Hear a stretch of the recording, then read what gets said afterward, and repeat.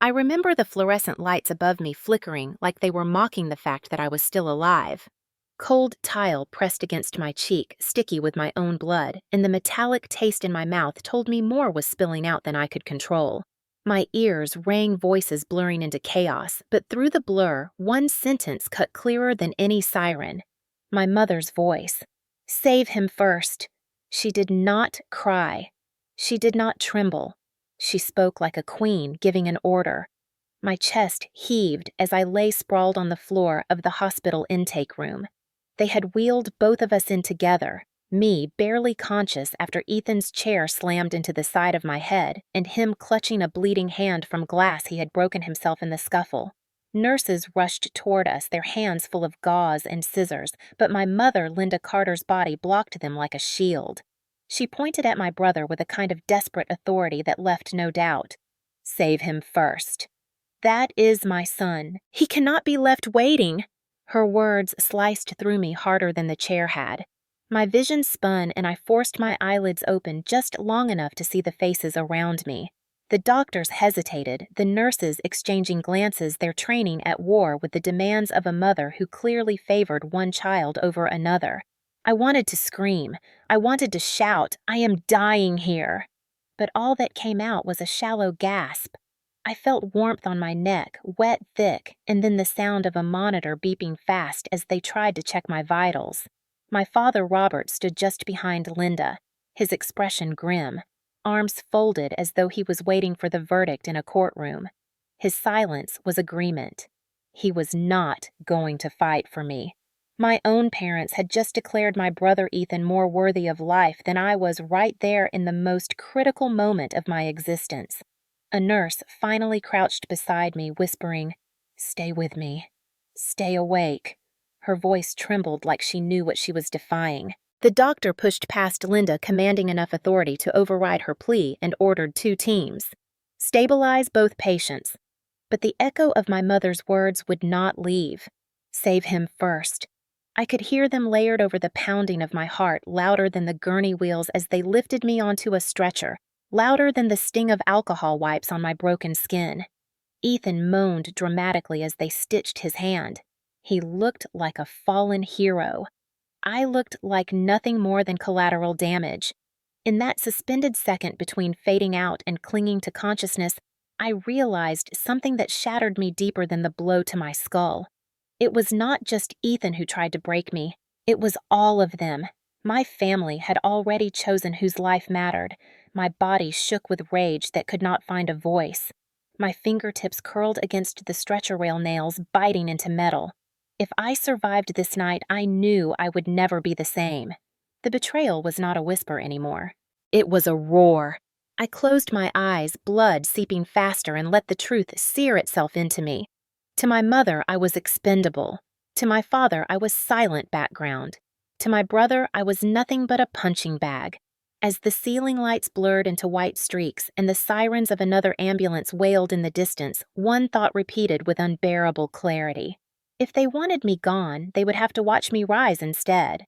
Before the blood and the betrayal of that night, there had been years of smaller wounds that prepared the ground. I was Rachel Carter, 29 years old, a nurse in training who had fought for every scrap of recognition I ever earned.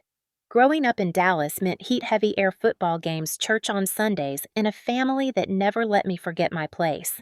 My father, Robert Carter, had been a warehouse supervisor who wore his authority like armor. He valued strength measured in fists or money, and in his eyes, his son Ethan embodied both. My mother, Linda, reinforced that hierarchy every day, serving Ethan bigger portions at dinner, excusing his tantrums, brushing off his lies. I was the daughter who should stay quiet, keep the house tidy, bring home grades to brag about but not expect applause. I remember being 10 years old, standing in the kitchen with a perfect spelling test in my hand. Linda nodded once, then turned to hug Ethan when he stormed in announcing he had scored a single goal in Little League. That imbalance became the script of our lives. Ethan grew spoiled and dangerous. By 17, he was sneaking beer-wrecking cars, threatening neighbors, and yet every incident was softened with words like, "Boys will be boys." When he gambled away money from part-time jobs, my parents handed him more. When I needed tuition for nursing school, I was told to find a scholarship and get loans. I did. I worked night shifts at diners, studied until dawn, earned my way into the hospital program. They never came to my graduations. They never asked how many hours I worked just to pay rent. Yet when Ethan wanted $5,000 to cover a card debt, my father withdrew it the same afternoon. Those years hardened me, but I still clung to hope that if I achieved enough, they would see me differently. I told myself that maybe once I wore scrubs and saved lives, they would be proud. But pride never came. Instead came more demands. Robert reminded me constantly that Ethan was the future of the Carter name. Linda insisted that it was my role as a daughter to support my brother to sacrifice because women in the family were caretakers, not leaders. I swallowed those words, but they lodged like stones. Whenever I walked into our old house in Oak Cliff, I felt the air pressing down photographs of Ethan smiling from every wall while mine were tucked away in drawers. When I moved into my own small apartment, they treated it like betrayal. Linda scolded me for abandoning family. Robert called me selfish. Ethan mocked me, asking how long I would last without their help. Yet their help had never been for me. I learned to hide my exhaustion to smile at work, while inside I carried bruises not always visible. My childhood was not marked by one dramatic blow, but by thousands of tiny cuts. Each time my achievements were dismissed, each time Ethan's violence was excused, each time I was told to stay small. By the time I reached 29, independence was the only thing that kept me sane. But beneath that surface was an ember of longing, the stubborn belief that maybe one day they would look at me and finally see a daughter worthy of love. That ember would burn out on the night the chair came crashing down, but in truth, it had been dying for years. The night it all erupted began like dozens of strained evenings before, but it ended with my skull split and the last thread of loyalty gone. Ethan had been on another losing streak at the casino, and his debts had stacked to $50,000. The collectors were circling, calling the house, pounding on the door, threatening violence. Robert sat at the head of the dining table that night with bills spread before him like battlefield maps. Linda wrung her hands and whispered that family must stick together. Their solution was not to hold Ethan accountable, but to demand that I co-sign a loan using my modest credit and income as leverage. Rachel. "You have a stable job," Robert said with his voice like iron. "You can handle this responsibility." Ethan glared across the table at me, his knuckles tapping impatiently, as if the money was already his. I shook my head slowly, my pulse loud in my ears. I will not sign for him. He made this mess. He has to face it. Linda's eyes widened with something close to betrayal. "How can you turn your back on your own brother? He is blood. You are a nurse. You can pay this off." Ethan slammed his palm against the table and leaned forward, veins straining in his neck. "Do it, Rachel. Do it or you will regret it." My breath came shallow, but my voice did not shake. "No." That single word detonated the room. Robert stood abruptly, his chair scraping back his face, red with fury. "Stop being childish. You will not embarrass this family." Ethan's chair screeched as he lunged up, towering over me. My body stiffened. I pushed my chair back to stand, but he moved faster. His hands grabbed the nearest object, a heavy wooden dining chair, and before I could shield myself, he swung. The crack of wood against bone split the silence like lightning. Pain exploded across my skull, white, hot, blinding. I stumbled back, my hand flying to my head, coming away slick with blood. The world-tilted floor rushing up my body, collapsing against the rug. I heard Linda scream, but not for me. She shouted, "Ethan, stop! You will ruin your future!" Robert's voice boomed. "Sit down, boy," but he did not move to help me. My vision blurred as blood pooled beneath me. My breath hitched, panic clamping my chest. A neighbor must have heard the crash because pounding came at the front door, then a voice shouting, "Is everything all right?" The door opened just as I fought to stay conscious. Faces of strangers, shocked phones dialing for help. Ethan stood over me, chest heaving the broken chair in his grip, eyes wide, not with remorse, but with fear of consequences. Robert pulled the weapon from his hand and shoved it aside, yelling that it was an accident. Linda clutched Ethan's arm, soothing him even as my blood stained the carpet. My ears filled with sirens approaching the sound, cutting through the ringing in my skull. Paramedics burst in, rushing toward me, lifting me gently onto a stretcher. Their voices were urgent, clear, unlike the twisted concern of my parents. Blood pressure dropping, possible concussion, moved fast. Through fading vision, I saw Ethan shaking his head, muttering, "She pushed me first." Lies spilling as naturally as breath. Robert nodded fiercely, supporting the fiction. Linda clung to Ethan, whispering, "It will be all right." No one reached for my hand. No one spoke my name with fear for my life. As they carried me out the front door, cold night air washing over my face, I realized that in their eyes I had always been disposable. The ambulance doors slammed shut and darkness closed in, but not before I heard Linda calling after the medics. "Save him first, save my son." Her voice was steady, commanding, sealing the truth forever. The ride to the hospital was a blur of flashing lights and muffled orders, but the one voice that sliced through everything belonged to my mother. She was seated near Ethan, clutching his arm as though he were the one at risk of dying. Her words spilled like poison into the cramped space. "Save him first. He is the one who matters." The paramedics exchanged quick looks but said nothing. I tried to lift my head, tried to protest, but the weight of blood loss and dizziness pressed me back. By the time the gurneys rolled through the emergency doors, the words had lodged themselves deeper than the wound on my scalp. I was drifting in and out of awareness, but each time I surfaced, I caught fragments of the scene around me. Nurses swarmed carts, rattled gloves, snapped. A young resident pointed to me, clearly prioritizing the more serious head injury. But then Linda stepped forward with the force of a mother lion, blocking their path and pointing to Ethan, whose injury was nothing more than a sliced palm. "Save him first," she repeated. "He cannot be left waiting." My father, Robert, stood beside her, nodding firmly, his silence granting weight to her demand. I remember the disbelief in the nurse's face, her lips parting in shock before she crouched down beside me anyway and pressed gauze against my head. "Stay with me," she whispered, and for that moment I believed not everyone had abandoned me. But the sound of Linda's voice carried over the chaos. "She is strong. She will survive. He is fragile. He must be saved." The audacity of that lie burned. Fragile was the last word to describe Ethan. He was 6 feet tall, broad-shouldered, reckless with fists and words, a man who had grown accustomed to violence. Yet in my mother's narrative, he was the victim, while I, bleeding out, was the inconvenience. My body shook more from rage than fear. I wanted to shout the truth, wanted to tear away the mask of her favoritism in front of every staff member, but the dizziness dragged me back.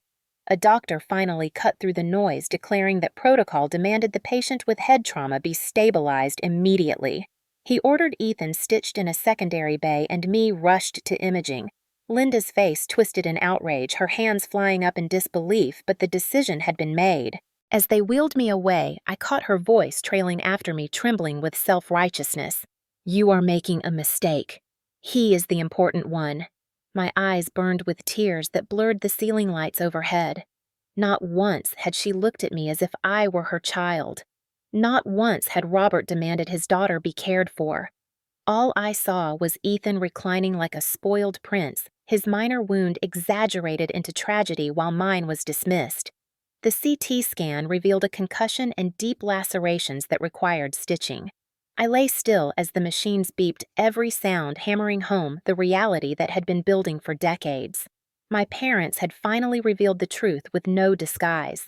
Their loyalty was not divided. It had never included me.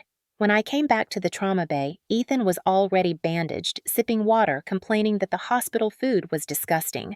Linda fussed over him with tissues and whispered comforts. Robert signed papers at the desk, his back turned to me. The nurse at my side adjusted the IV and glanced at them with quiet disgust.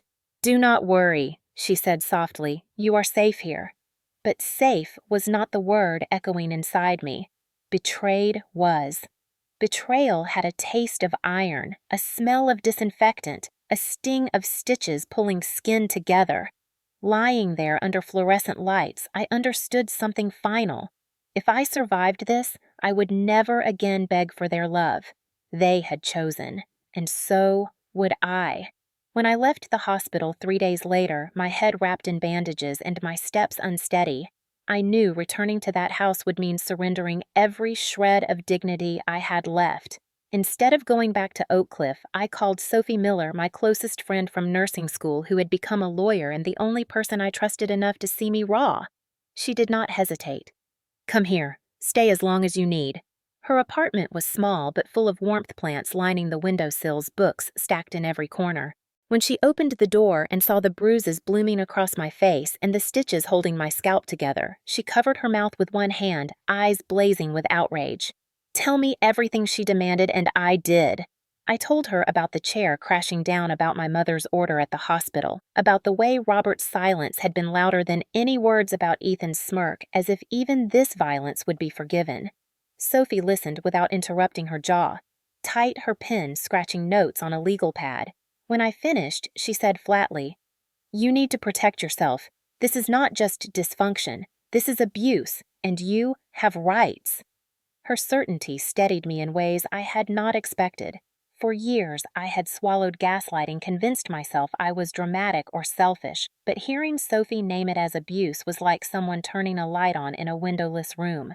That night, as I lay on her couch under a borrowed blanket, memories assaulted me one after another. Linda slapping me when I refused to babysit Ethan for free. Robert yelling that I was ungrateful when I asked why my college fund had been spent on Ethan's truck. Ethan cornering me in the hallway years ago, demanding cash and laughing when I cried. Each memory lined up like witnesses reminding me this was not an isolated act, but a lifetime of choices. My body trembled with rage, yet beneath it flickered resolve. I could not undo the past, but I could choose differently now. The next morning, Sophie handed me coffee and looked me straight in the eye. "You need boundaries, legal ones. Restraining order if necessary. Do not let them rewrite this story." Her words rooted deep. I realized independence was not just about paying my own bills. It was about refusing to carry theirs. I spent hours journaling, outlining the lies I had been told, the manipulations that kept me chained. I saw the pattern clearly. They had built a cage and called it family. And for the first time, I was ready to break it. When Linda called 2 days later, begging me to come home and telling me Ethan was fragile and needed me, I listened in silence, then said firmly, "No, I will not return." The shock in her voice was almost comical. She sputtered accusations of selfishness, her tone shifting from pleading to scolding. I hung up before she finished. My hands shook, but not from fear, from freedom. In that quiet apartment with Sophie's steady presence, I felt something shift. The Rachel who had always bent, who had always tried to earn scraps of love, was gone. What remained was someone harder, clearer, unwilling to trade blood for loyalty. That turning point was not loud, not dramatic, but it was irreversible. For a few weeks after I cut them off, I believed distance would protect me, but toxic families do not release their grip so easily. Ethan's debts grew worse. Word reached me through a cousin that loan collectors had come to the house, pounding on the door, threatening broken bones if money was not delivered. Instead of letting Ethan face the ruin he had created, Linda called me again, her voice quivering with practiced desperation. "Rachel, you are a nurse. You have a salary. You can save your brother. We raised you better than this." I almost laughed at the lie. Raised me better meant raised me to sacrifice. I told her firmly I will not pay his debts. "He hurt me. He nearly killed me." Her response was sharp.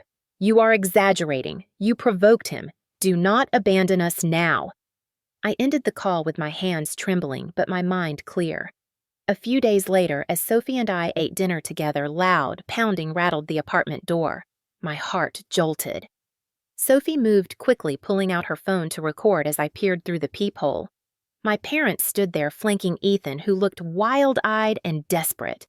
Robert's voice thundered, "Open this door now!" Linda cried, "Rachel, you cannot do this to your family!" Ethan bellowed, "Sign the papers! Help me or you will regret it!" Sophie whispered, "Do not open. Let me film." They kept pounding and shouting until neighbors peeked out into the hall. I finally called through the door. "Leave me alone. If you do not leave, I will call the police." Ethan cursed his words, muffled by the wood, but the rage in them unmistakable. "You think you are better than us. You will pay one way or another." After 10 agonizing minutes, they left muttering threats down the hallway. Sophie stopped recording and pressed her phone into my hand. "Evidence," she said firmly. "They are trying to intimidate you. We will use this." That night, I could not sleep. My body still shook as if the pounding continued. Memories swirled of being cornered as a child, of being told to obey.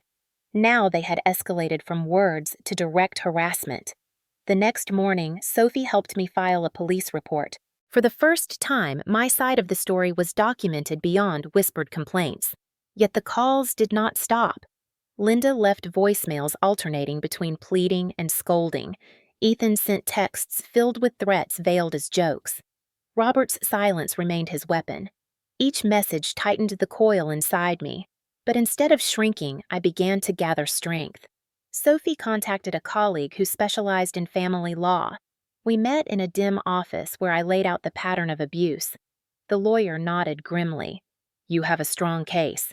Do not fear their pressure. This is what restraining orders exist for." Hearing those words made me realize the escalation was not just a crisis. It was an opportunity. For once, the truth would not be buried under their version. It would be recorded in ink and evidence. As I left the office clutching the paperwork, I felt a new current running through me. They thought they could batter me back into silence. They were wrong. The day of the hearing felt like stepping into a storm I had spent my whole life trying to avoid but could no longer escape. The courthouse in downtown Dallas smelled faintly of polish and paper, the marble floors echoing every step like a drumbeat of reckoning. Sophie walked beside me, her briefcase clutched tightly, her presence steady. I wore my scrubs under a blazer, a silent reminder of who I was beyond their narrative. Inside the courtroom, Ethan sat at the defense table, his arm bandaged for show, though months had passed since the chair incident. He leaned back, smirking, whispering to Linda, who dabbed her eyes with tissues, while Robert sat stone-faced, projecting the same cold authority he had always used to keep me in line. The judge entered, and the bailiff's command for all to rise jolted my pulse. My heart hammered, but I refused to lower my eyes. This was the arena where the truth would finally be dragged into light. Sophie began by laying out the timeline with clinical precision. The debts, the pressure, the night of violence, the words my mother had spoken at the hospital. She presented the video Sophie had filmed at my apartment of Ethan pounding on the door while Linda cried and Robert shouted threats. The sound echoed through the courtroom speakers, undeniable. Gasps rippled through the audience benches. My hands shook under the table, but I forced myself to look at the jury. I wanted them to see not just a victim, but a woman fighting to reclaim her life. Ethan's attorney tried to paint the attack as a family disagreement exaggerated by me. He argued I had provoked Ethan, that I had always been difficult, that the family only wanted unity. But then the nurse from the emergency room testified. She described my injuries, the concussion, the blood loss, and she repeated the words she had heard with her own ears. "Save him first." The room fell silent. Linda shifted in her seat, color draining from her face. Robert's jaw tightened, but he said nothing. Ethan glared at the nurse like she had betrayed him personally. When it was my turn to speak, my throat felt tight, yet my voice emerged clear. I told them about growing up invisible, about the endless favoritism, about every time my achievements had been dismissed while Ethan was praised. I told them about the night of the chair, about the pain, the ringing in my ears, the sight of my own mother demanding they save her son while I bled on the floor. My voice cracked once, but I did not stop. "They need you to believe I am dramatic," I said, looking directly at the jury. "But all I have ever asked for is to be treated as if my life mattered." Silence followed like a weight. The prosecutor displayed photographs of my injuries, the medical records, the bloodstains on the carpet. Each image tightened the noose around Ethan's lies. His smirk faded, replaced by restless tapping fingers. When the judge called for recess, Linda rushed toward me across the aisle, her face crumpled with tears. "Rachel, please do not do this. We are family." I stepped back, shaking my head. Family does not choose who deserves to live. Family does not stand by while one child bleeds. She sobbed, but I turned away. When proceedings resumed, the momentum was unstoppable. Ethan's threats caught on video, the testimony of medical staff, the police report all converged. The judge pronounced the verdict with stern finality. Ethan Carter was guilty of assault causing bodily harm, harassment, and intimidation. He was sentenced to jail time with a restraining order prohibiting any contact with me. The gavel struck like thunder, and relief surged through my chest. For once, the system had seen me not their polished facade. Reporters outside snapped photos as we exited. Questions flew, but Sophie shielded me, ushering me through the crowd. The story of a brother assaulting his sister and parents siding against her spread quickly, staining the Carter name in every circle they had once sought approval from. At home that evening, I sat by Sophie's window watching the city lights shimmer. For the first time in years, my breath came steady. Yet victory was braided with grief. Justice did not erase the wound of betrayal. It only marked the line where I had finally fought back. The phone buzzed with messages from distant relatives expressing shock and support. Some confessed they had always seen the favoritism, but never spoken. Their words mattered less than the knowledge that I had broken the silence myself. That night, sleep came heavy and dreamless. The next morning, I looked in the mirror at the faint scar near my hairline and whispered to my reflection, "You survived. They tried to erase you, but you survived." The climax had not been about revenge. It had been about proving that my life carried weight, that the truth could not be buried under their lies. And as I tied my hair back and buttoned my scrubs for another shift at the hospital, I felt taller than the courtroom ceiling, grounded by the certainty that they could never make me small again. The weeks after the verdict carried a strange quiet, as though the storm had finally moved on, yet left debris everywhere. I worked long shifts at the hospital, my routines steady, my body still healing, but my spirit sharper. I thought perhaps I would never see them again, that the restraining order and the shame of public exposure would keep them at a distance. But toxic bonds do not dissolve that easily. One late afternoon, as I walked out of the hospital lobby into fading sunlight, I saw them waiting near the entrance. Linda's posture was hunched, her face lined with exhaustion, while Robert stood stiff beside her, his usual command drained into something almost fragile. My first instinct was to turn back inside, but Linda's voice carried across the parking lot. "Rachel, please, just listen." Against my better judgment, I paused, arms folded across my chest. She stepped closer, tears filling her eyes, and whispered words I had never heard from her before. "I am sorry. I failed you. We should have defended you. We should have chosen you." Robert nodded slowly, his voice gravelly. "We were wrong." It was like hearing thunder in a clear sky, unexpected and unsettling. For years, I had imagined what it might feel like to hear those words, but standing there now, all I felt was hollowness. Too late. That was the truth, echoing inside me. Linda reached for my hand, her palm warm and trembling. I pulled back. "You left me bleeding on a floor," I said evenly. "You begged them to save Ethan while I was slipping away." "That is not something an apology erases." She sobbed harder, insisting she had been blinded by fear for her son, insisting she had not realized the depth of her betrayal. Robert's shoulders sagged. "We cannot undo the past, but we want to make amends. Please let us try." I searched their faces for sincerity. Perhaps they meant it in this moment. Perhaps the shame of court and community had broken something open. Yet I remembered too well the countless times they had dismissed me, gaslit me, blamed me. To forgive now would be to reopen wounds that had only just begun to scar. I shook my head. I do not want to rebuild what destroyed me. My peace matters more. Silence stretched heavy and unyielding. Linda whispered desperately, "Are you saying you will never forgive us?" I answered calmly, "I am saying I do not owe you forgiveness. Not now. Maybe not ever. What I owe myself is distance." Their faces crumpled, but I felt no guilt. For once, the power lay with me. They turned away slowly, their figures shrinking as they walked back to their car. I watched them go, my chest tight but resolute. Their apology had come, but so had my answer. I would not return to chains disguised as family. I had chosen my side, and it was my own. After my parents' apology faded into the rear view of memory, I focused on building a life where their voices no longer dictated my choices. I rented a modest apartment in downtown Dallas, a space barely big enough for a couch and a bed, but lined with windows that poured in sunlight. Each morning I opened the curtains and let the light remind me I was free. At the hospital, my supervisors praised my focus and soon offered me a full-time position. Caring for patients became more than a job. It was proof that I could pour compassion into others even when I had been denied it myself. Sophie remained my anchor. On weekends, she dragged me to farmers markets or trivia nights, reminding me that joy could exist outside survival. Together, we repainted her living room one Saturday, laughter spilling louder than the radio, and I felt for the first time that chosen family was stronger than blood.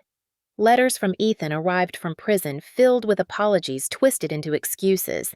He wrote that stress had made him act out, that he needed my forgiveness, that he dreamed of us being close again. I tore each letter into pieces and dropped them in the trash. Linda sent a Christmas card with a photo of the family minus me. The front read, "Love always the Carters." I placed it in the bin without opening further. Robert never reached out directly, but I heard through relatives that he still insisted I was exaggerating. Their world continued, but I was no longer part of it. Instead, I grew into my own. By spring, I had saved enough for a used car. By summer, I signed papers for a small condo in a quieter neighborhood. Standing on that balcony with keys in my hand, I realized independence was not a dream anymore. It was real. Nights were still difficult. Sometimes I woke sweating from nightmares of chairs swinging or voices shouting, "Save him first."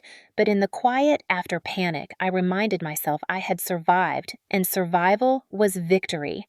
Patients at work began calling me their favorite nurse. Colleagues invited me for after-shift coffee. Each gesture stitched new layers of belonging. Sophie surprised me with a plant for my condo, a hardy green that thrived on little care. She said, "It's like you tough and alive no matter what." I smiled because for the first time I believed her. My life was not defined by betrayal anymore. It was defined by resilience. And though the shadows of family lingered at the edges, they no longer controlled the center. Looking back now, I understand that the night in the hospital was not just the collapse of my body, but the collapse of an illusion I had carried all my life. Family had been a word I clung to like a talisman, a word I believed guaranteed safety. Yet in that fluorescent room, I learned it could be twisted into something cruel. Save him first. Those words still echo, but they no longer control me. They are proof of the line I had to cross to find my own worth. In my condo overlooking the Dallas skyline, I created rituals that belonged only to me. Morning coffee by the window, music humming while I watered the plants, late nights sketching ideas for the mural I hoped to paint one day. Each ritual was small but sacred reminders that I was no longer a background character in my own life. Sophie sprawled across my couch one evening, scrolling through her phone, and asked, "Do you ever think about letting them back in?" I paused, then answered with a clarity that surprised even me. "I do not hate them, but I do not need them. There is a difference." She smiled that sharp smile of hers and said, "That's growth. That's power." And she was right. I had discovered a truth simple but freeing. My value was not tied to Robert's approval, not measured against Ethan's needs, not defined by Linda's shifting affection. My value was mine to protect. Sometimes on quiet nights, I opened the drawer where I kept odds and ends and found a scrap of hospital paperwork, a reminder of those hours when my survival had been debated like a choice. I kept it not out of bitterness, but as proof. Proof that I had endured, proof that I had chosen myself. Life will always bring new storms. I do not pretend betrayal will never come again, but I know now that I can walk through fire and emerge standing. To anyone listening, to anyone who has been told you are less than the people you love, hear me. You are not less. You are not expendable. Family is not defined by blood. It is defined by who stands by you when you bleed. I stand now stronger because I finally believed that. If you have ever faced betrayal from the ones meant to protect you, share your story. Speak it aloud. Do not let silence bury you. And if my story resonates, stay with me because more voices like mine deserve to be heard. This is not just survival. This is freedom,